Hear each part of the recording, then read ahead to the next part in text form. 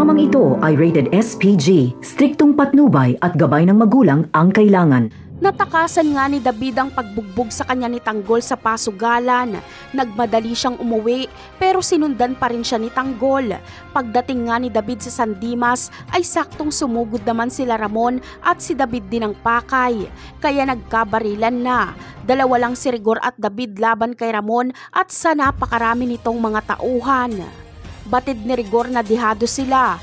Ang inaasahan niya kasi ay tutulungan sila ng kanilang mga kabarangay dahil tagalabas ang mga kalaban, pero walang tutulong sa kanila.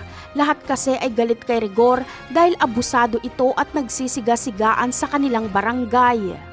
Samantala, maghihiwalay ng daan si Rigor at David. Mga tauhan ni Ramon ang susunod kay Rigor at si Ramon ang susunod kay David. Kaya mababaril at mahuhuli ni Ramon si David. Batid naman ni Rigor na nahuli ni Ramon si David kaya pupuntahan niya ito. Dito ay hostage ni Ramon si David kaya hindi siya maputukan ni Rigor. Magkakaroon muna ng pag-uusap at dito ay sasabihin ni Ramon kay Rigor kung ano ang atraso ni David sa kanya. Wala silang kaalam-alam na nandoon din si Tanggol at nakikinig lang. Kaya malalaman ni Tanggol na ang totoong kalaban ni David at Rigor ay si Ramon na kanyang ama.